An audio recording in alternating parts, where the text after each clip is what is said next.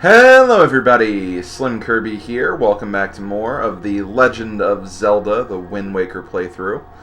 Last time we finished up the Tower of the Gods, and after we finished, the King of Red Lions decided to take us underwater to this very mysterious place. And, well, we're going to investigate this place now, pretty much. We're going to see what we can find, see what secrets we can uncover, and figure out where exactly the hell we are right now. So let's go ahead and get started with that. So we want to go over here to this building over here. It's the only building that's open. Let's see what's inside. Oh god. Well, there's enemies in here. Lots of enemies in here. Even iron knuckles. And looks like a statue of the hero. Some nice royal pictures.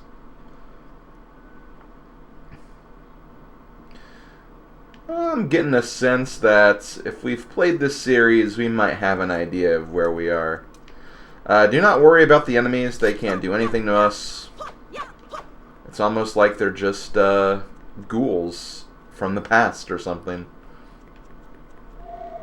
What the hell is going on? Alright, Slim, I'll need you to listen to me for a moment. The item you seek is hidden somewhere in this castle.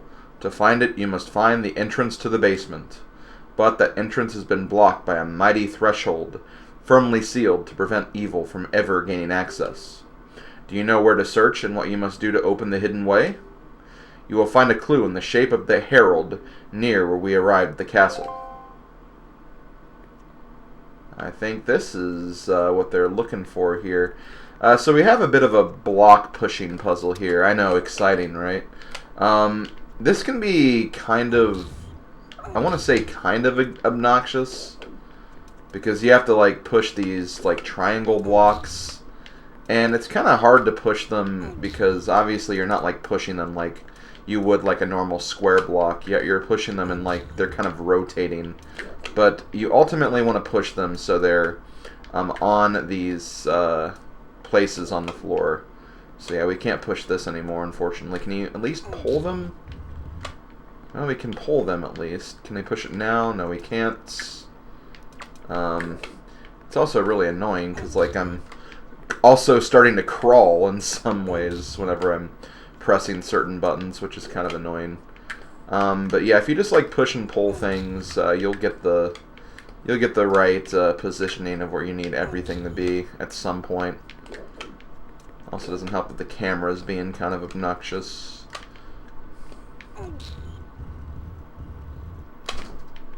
So it looks like we're going to be... I guess I could also continue pushing the one I've already put into place, so I could maybe push this one a little closer. But it looks like this one's going to go right into place anyway. So yeah, we just have to move this last one now. But yeah, it's not too hard. Just kind of mess with it for a while. Over time, you'll eventually get it to go in the right direction. Kind of a learn by doing process, I guess you could say. See, why do I keep like randomly crouching in certain places? It's again really, really obnoxious. Come on.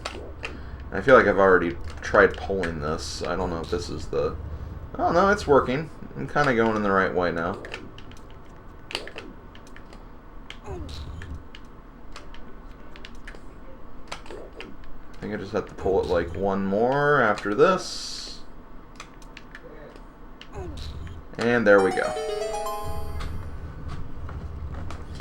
We did it, guys. We solved a block pushing puzzle. I feel so accomplished with my life. So there we go. That is the key to opening up the secret room that the boat was talking about. Ooh, a secret passage. Let's go down there and see what we can find.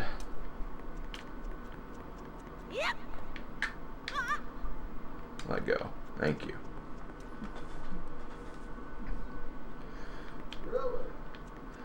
Oh boy, my my Ocarina of Time sense is tingling. I almost just said Link to the Past because of randomizer. Excellent, Slim. To perceive such a puzzle and decipher it is no small feat. Now, take the sword that lies before you. It is none other than the Master Sword, the blade of evil's bane. It is the only sword that can banish Ganon from the world above.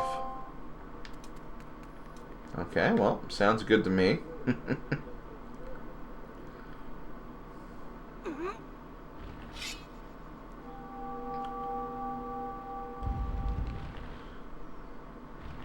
Oh no, now we have to fight all these guys.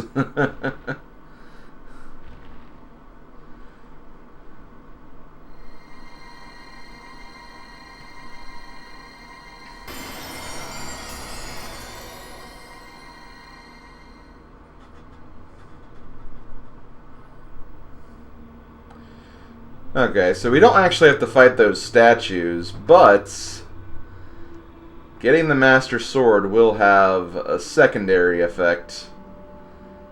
And yep, looks like all those monsters that we saw when we came in here, they're getting color again.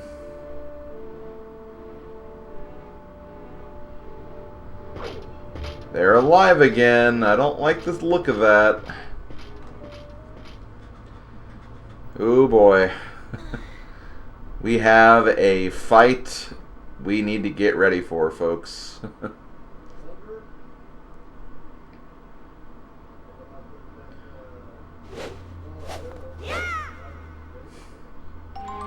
There we go. Link has the Master Sword. We even get the nice little fanfare music. You got the Master Sword, the legendary blade with the power to repel evil, once wielded by the legendary hero himself. So this means we're the legendary hero now. Sounds good to me. I actually really like this room. I mean, you'll definitely love this room if you've played Ocarina of Time. Because if you go around the room, you can actually see, like, all of the sages that are from Ocarina of Time. So over there was Nabooru, there's Ruto, Rauru, Saria,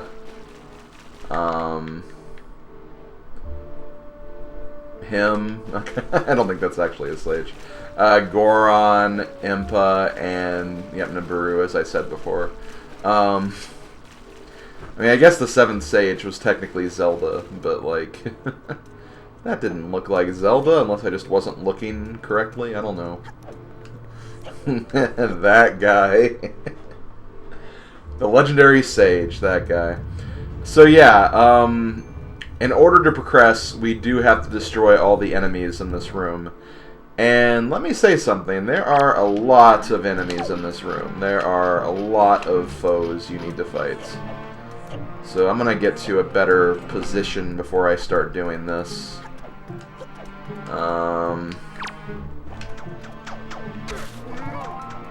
Just going to try to take these guys out one at a time if possible. Because obviously we don't want to be fighting too many people at once. That would be a death sentence. I mean, we have plenty of health, and, you know, it's... Thanks to just the way this combat is set up, it shouldn't be too hard, but it's still... Not a great prospect. As far as, like, the Master Sword is concerned, like... It doesn't really do anything much different than what your regular sword does. You don't get, like, sword beams like you would get in other Zelda games or anything like that. But I think it does get a nice little power boost, so... You do have that to kind of look forward to.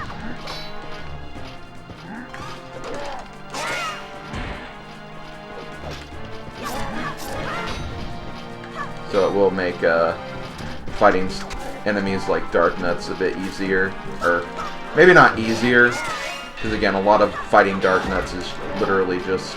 Am I fighting 3 at once? I definitely am. Also, I loved how I picked up a Moblin weapon. But yeah, like, because a lot of what fighting these Darknuts is just, you know, getting the parrying in and using that to your advantage anyway. But, it theoretically shouldn't take as long is I guess what I'm trying to say.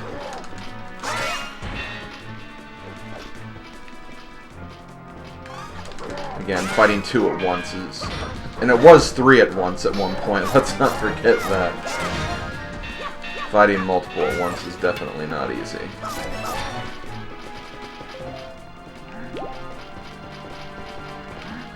But again, like, I do like kind of the general intelligence of these enemies in this game, because they do go for, like, weapons, like, even if they're not, like, their normal weapons. Like, we saw them go after the Moblin Spear, which you don't normally see them carrying those. But it was the nearest weapon around, so, like, it would make sense that they'd go for that. Anyway, this is actually a good place to get Knight's Crests, too, because there are a lot of Iron Knuckles here, or Darknuts here. Again, I get the language confused on those two, because they're both very similar, like, types of enemies.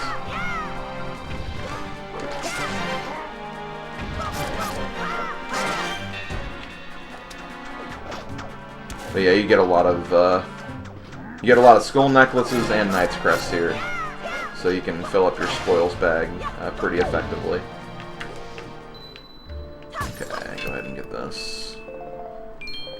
I'm trying not to collect as many rupees because we are getting close to the point where it's like we're almost at max again after we got the upgraded wallet, so we'll need to start making our way to the next rupee upgrade, which I think we'll probably do before we reach our next destination.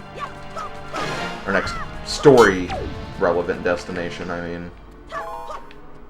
Because technically after this point, like, a lot of things open up. Not everything, obviously, but a lot of things do open up at this point, and you can definitely take that time to focus on those things if you want to. There's going to be some enemies over here. Hey, let's sneak up on them. I love that you can do that. I love how just hitting those ropes behind the Darknuts can... Oh, really? I guess the helmet needs to be gone before... Needs to be gone before we can steal the Knight's Crest. Or we'll just kill him. That works too.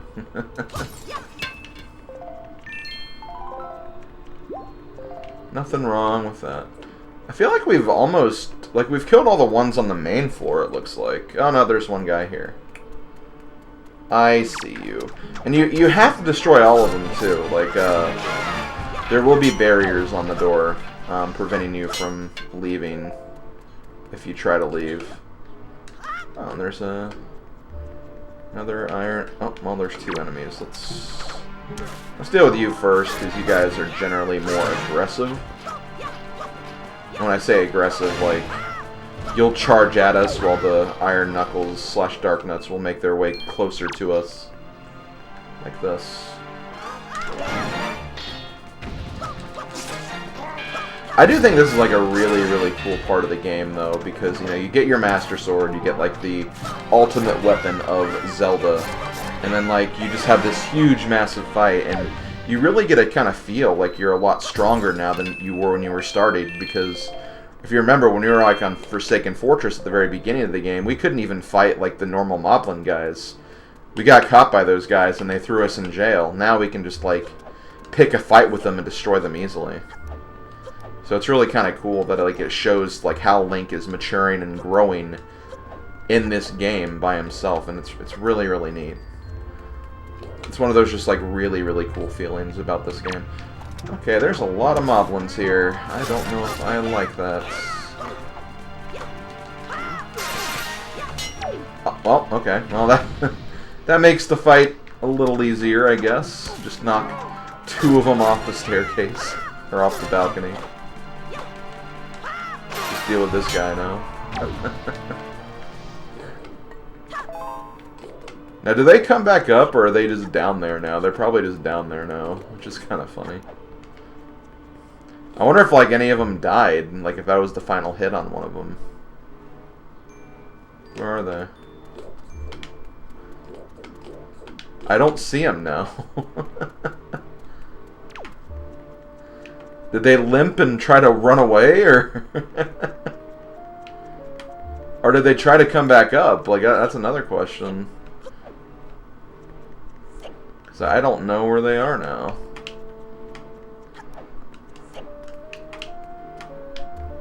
No, I don't... Oh, wait. There... Maybe I did kill them both then, if I couldn't find them. Because there is another guy over here.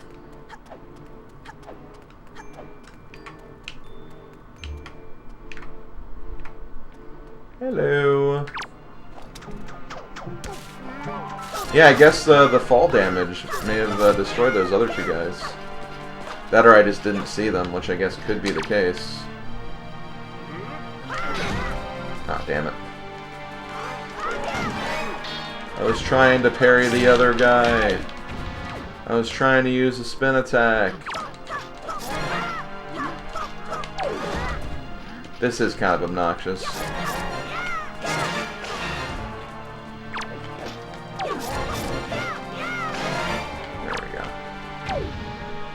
That should be the last guy then. Yep. We did it. We slaughtered everyone. We're good. Okay, let's go ahead, grab some more stuff. I'm gonna jump down here to see if any of those treasure spheres fell down here. Nope, doesn't seem like it. So yeah, I think, honestly, I think this is actually the wrong way to go. But just to show it off, you don't have to fight all the enemies again, so don't worry about it. This will actually take you to... this is supposed to actually be endgame. And you can't actually get here yet, because there's like a barrier that's blocking your way. Which is the legendary barrier from the speedrun technique barrier skip. Which allows you to get to the end of the game very, very early on. Obviously, we're not going to do that because there's lots of game to be played here. But again, it's one of those cool things that's fun to point out. This is where the entrance actually was. Which is weird, because you'd think the entrance would be on the other side, which is more ground level, but maybe we just entered from the back door or something. I don't know. Okay, Mr. Boatman. At long last, our preparations are complete. You must return me so that we can return by the same path that brought us here. The time has come to save your sister from her prison in the Forsaken Fortress. Hurry, Slim. Well, that's a good prospect. I do like that prospect. And that is something we are going to be doing. Let's get that right. We're going to definitely do that. We are going to definitely perform some errands on the way there, though. Because why wouldn't we? Seems like a good thing to do. But before we actually go anywhere, we have one quick thing we gotta do back in here, and I did not forget about it. That was something that I was like really almost worried about. Like, okay, I do need to remember to do this. Because if I don't, then that could be an interesting discussion later on when I'm missing a treasure chart and I don't know where it is. But yeah, we need to come back in here and get that treasure chart that we could have gotten technically, I guess, once we got the bow. But I decided to forego that and wait until after the dungeon, because we're going to be right at the entrance, and this was closer to the entrance, so I think it just kind of made a little more sense to get it now, I guess. All you gotta do is enter this room, aim for the eye, and that'll open a door which leads to the other treasure chart that we didn't get. I can't see! Oh, I'm behind it. Of course, always behind it.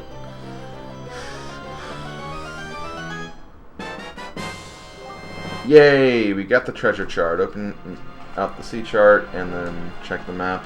We'll definitely check those when we get back to the land.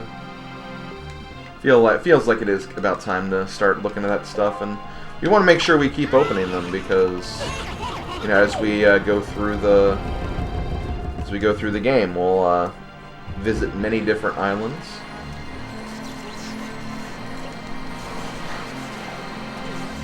And if we can pick up even just a quick 200 rupees, that's not a bad thing to do.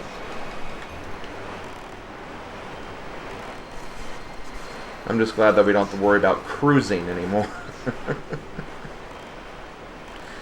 But one thing I am definitely going to do, and this is just going to, in general, speed things up a lot for the rest of the game, and I'll definitely do this before I end the video. But now that we have arrows, we can actually take care of something that's been not really a thorn in our side, but it is something we've noticed a couple of times, and now that we have the means to take care of it, we can actually make traveling a lot faster. So, first off, I'm going to go open those treasure charts that I talked about, because we have some now. That's definitely one of the reefs. I think that's Pawprint Isle, so we can probably actually go north and get that right now, believe it or not. I think that's it, though. I don't think there's anything else we can...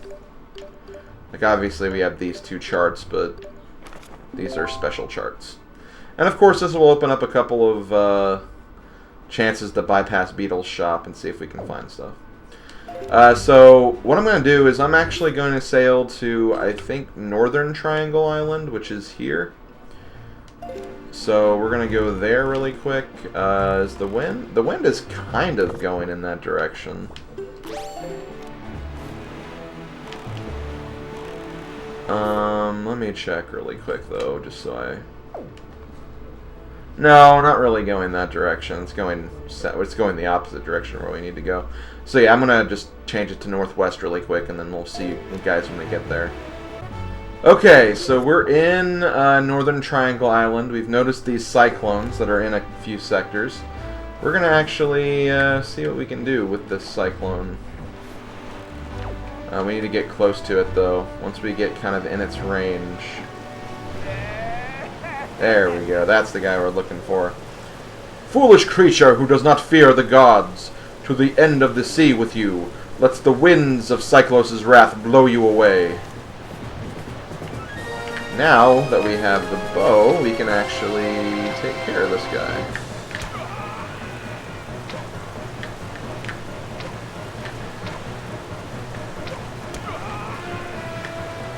I think you have to hit him like 3 times.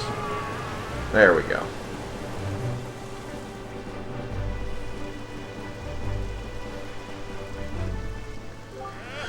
That's a heck of an arm you got there. And what an eye. No one's ever been able to spot me in there before now. You obviously have mastery of the air, and now that we've established that you're quite the Wind Waker, let's see if you can handle this.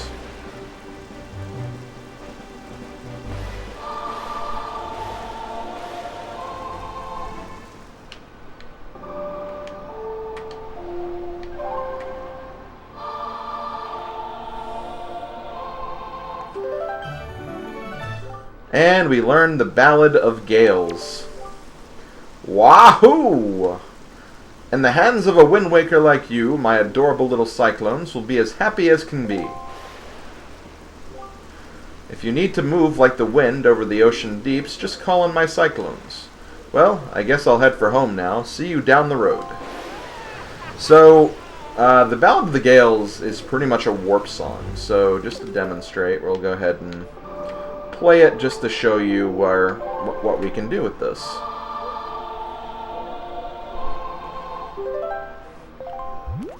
It'll pull up the world map, and you can actually use the cyclones to warp to any of these islands.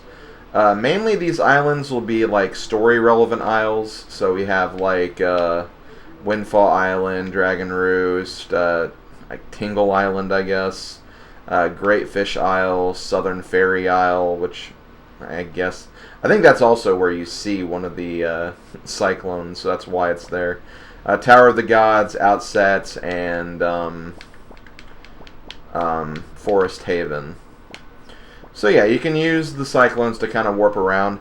The only thing I recommend is don't warp to this one yet, because this is not really a warp.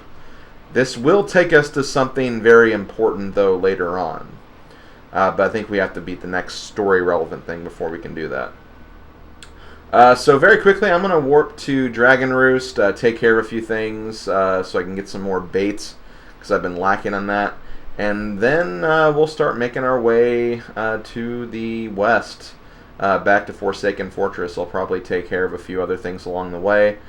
And yeah, that'll be basically my plan of attack. So this has been SlimKirby. Thank you for watching, everybody. I will see you next time as we warp to Dragon Roost Isle.